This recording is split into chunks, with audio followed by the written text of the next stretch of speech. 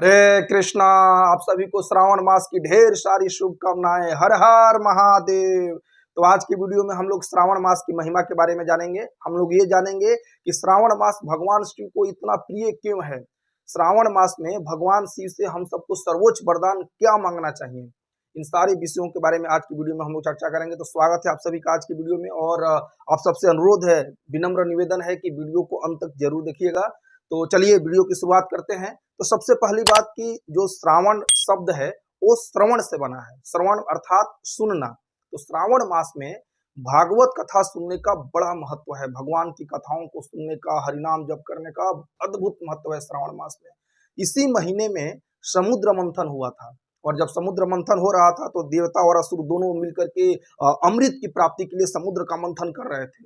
उस समय किसी ने शिव जी को नहीं बुलाया कि चलिए महादेव आप भी थोड़ा अमृत पी लीजिएगा, लेकिन समुद्र मंथन करते समय सबसे पहले वहां से हलाहल विष निकला।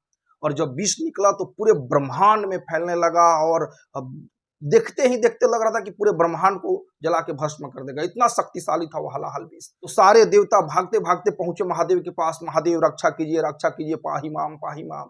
महादेव आए और अपनी अंजलि में सारे हलाहल विष को लिए और पी गए, हलाहल विष का पान कर गए। इसके बाद देवता लोग बड़े प्रसन्न हो गए और सबने महादेव का महाअभिषेक किया। तब से ये प्रथा शुरू हो गई कि श्रावण मास में शिव जी का अभिषेक करते हैं। आज भी लाखों की संख्या में श्रद्धालु भक्तगण श्रावण मास में भगवान शिव का जलाभिषेक करते हैं, शिवलिंग पे गंगा जल चढ़ाते हैं। लेकिन कुछ दूसरे धर्मों के जो लोग हैं, या कहें कि नास्तिक प्रवृत्ति के लोग हैं, वो लोग इनका मजाक उड़ाते हैं। अरे देखिए ये हिंदू लोग, ये सनातन धर्म के लोग किसकी पूजा कर रहे हैं? शिव जी के लिंग की पूजा कर रहे हैं, शिव जी के प्राइवेट पार्ट की पूजा कर रहे हैं, शिव जी के गुप्तांग की पूजा कर रहे हैं। ऐसा बिल्कुल नहीं है।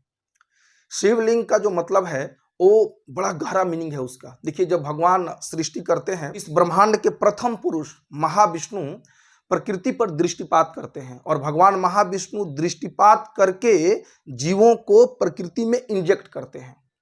तो जो भगवान महाविष्णु का दृष्टिपात है ना, जो उनकी दृष्टि है, जो ग्लांस है, वो है सदाशिव। तो सदाशिव के माध्यम से ही सारी जीवात्माएं भौतिक प्रकृति में प्रवेश करती हैं। तो जो शिवलिंग का नीचे का पार्ट होता है वो भौतिक प्रकृति का प्रतीक है, और जो ऊपर का पार्ट होता है वो सदाशिव या भगवान महाविष्णु के ग्लांस का प्रतीक है। तो लिंग का मतलब प्राइवेट पार्ट या गुप्तांग नहीं होता है।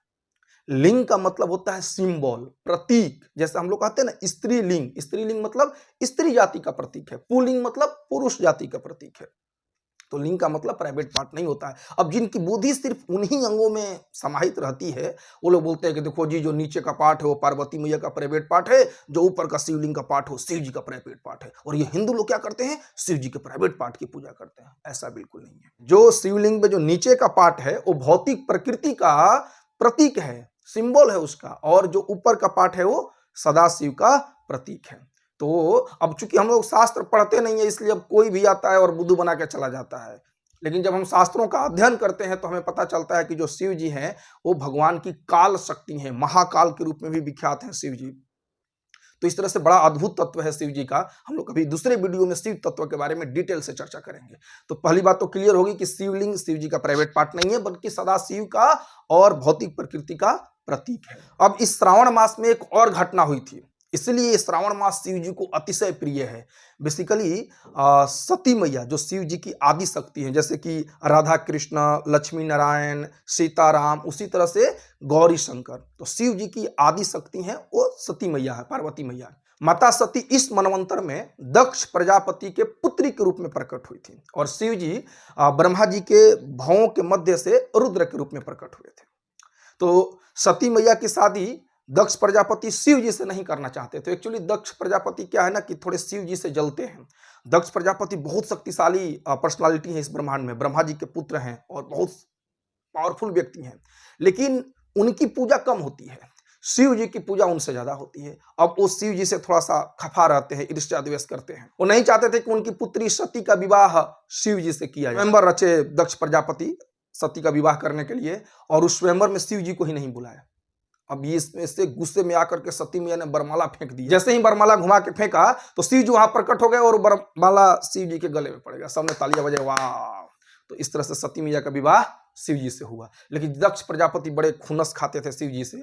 विवाह के बाद भी कई बार उन्होंने यज्ञ किया और शिव जी को अपमानित करने का प्रयास किया। एक बार तो भयंकर तरीके से उन्होंने शिव जी को अपमानित किया था। सती मैया को पहले ऐसा नहीं लगता था कि उनके जो पिताश्री हैं दक्ष प्रजापति, वो उनके पतिदेव महादेव से ईर्ष्या करते हैं। लेकिन एक दिन जब उनको पता चला, जब वो यज्ञ में बिना शिव जी के गई यज्ञ में, यज्ञशाला में, तो वहां देखे कि उनके पिताजी ने महादेव के लिए भी कोई स्थान नहीं रखा है और उनसे भी वो सही से बात नहीं की है। मतलब उनसे भी, सती मैया से भी वो ईर्ष्या करने लगे। ये देख करके सती को बर्दाश्त नहीं हुआ और वो अपने आप को भस्म कर लेती हैं, अपने अंदर से अग्नि प्रज्वलित करके अपने आप को भस्म कर लेती हैं, सती हो जाती हैं। फिर दूसरे जन्म में वो पार्वती मैया के रूप में हिमालय की पुत्री बन करके आती हैं और इस श्रावण मास में उन्होंने घनघोर तपस्या किया शिव जी को पति के रूप में प्राप्त करने के लिए, क्योंकि वो आदि शक्ति है शिव जी की। वो शिव जी से कभी अलग हो ही नहीं सकती है, किसी दूसरे पुरुष के बारे में वो सोचती भी नहीं है। इसलिए जहां भी सतीत्व का एग्जाम्पल आता है, सती स्त्री का एग्जाम्पल आता है, तो माता पार्वती का एग्जाम्पल दिया जाता है।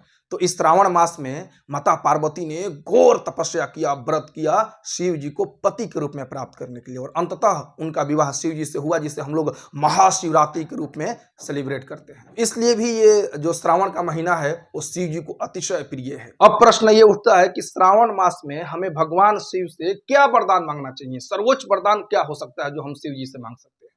देखिए, शिव जी ऐसे ही सारे जीवों पे कृपालु रहते हैं, इसलिए उनको आशुतोष कहा जाता है, उनको भोलेनाथ भी कहा जाता है। लेकिन श्रावण मास में वो विशेष रूप से कृपालु रहते हैं। तो शिव जी दो प्रकार से अपनी कृपा करते हैं। पहला है सकपट कृपा और दूसरा है निष्कपट कृपा। सकपट कृपा शिव जी उन जीवों पे करते हैं, उन लोगों पे करते हैं जो उनसे भौतिक सुख सुविधाएं चाहते हैं। जैसे कुंवारी लड़कियां श्रावण में सोमवारी का व्रत करती हैं। क्यों? क्योंकि उनको भोले बाबा जैसा सीधा साधा सुशील पति चाहिए, जो कि झाड़ू भी लगा दे, बर्तन भी धो दे, किचन में खाना भी बना दे, उनको बाहर भी घुमाने के लिए ले जाए और कुछ बोले भी नहीं, बहुत सारे गिफ्ट भी ला के दे। ऐसा उनको सुशील पति चाहिए, भोला भाला, इसलिए वो शिव जी की पूजा करते हैं। कुछ लोगों को धन संपत्ति चाहिए, इसलिए भी वो शिव जी की पूजा करते हैं। कुछ लोगों को शक्तियां चाहिए, वरदान चाहिए, है ना, इसलिए भी वो शिव जी की पूजा करते हैं। ऐसे लोगों पर भी शिव जी कृपा करते हैं क्योंकि वो आशुतोष हैं, परम दयालु हैं। लेकिन इससे उनका परम कल्याण नहीं होता है। भौतिक चीजें मांग करके हम फिर से इसी भौतिक संसार में फंसे रह जाएंगे, इसी जन्म मृत्यु के संसार में फंसे रह जाएंगे, 84 लाख योनि में फंसे रह जाएंगे, पुनरअपि जन्मम पुनरअपि मरणम, भौतिक बंधन में बंध के रह जाएंगे। तो ये भौतिक चीजें शिव जी से नहीं मांगनी चाहिए।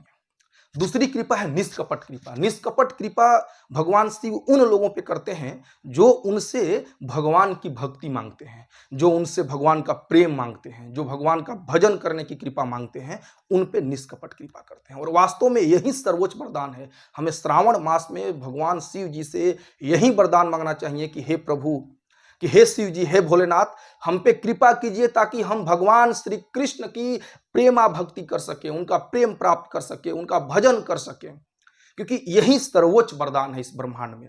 देखिए, जिस प्रकार से हम शिव जी के माध्यम से इस भौतिक प्रकृति में डाले गए थे ना, उन्हीं की कृपा से हम लोग इस भौतिक प्रकृति से बाहर भी निकल के भगवान के धाम जा सकते हैं। अगर शिव जी कृपा कर दे तो हमें तुरंत भगवान की कृपा मिल जाती है और शिव जी कृपा देने के लिए रेडी हैं।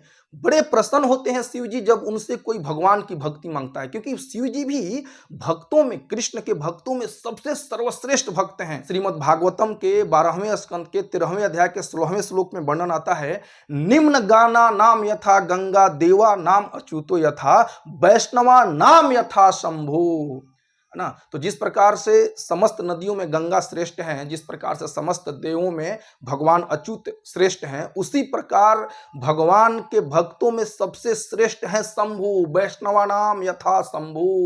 तो सबसे श्रेष्ठ हैं शिव जी, भगवान के महानतम भक्त हैं। इसलिए जब हम उनकी कृपा मांगते हैं, जब उनकी कृपा मिल जाती है, तो हम बड़े आसानी से भगवान की भक्ति करते हुए इस भौतिक संसार के बंधन को तोड़ करके बैकुंठ पहुंच सकते हैं, भगवान के धाम पहुंच सकते हैं।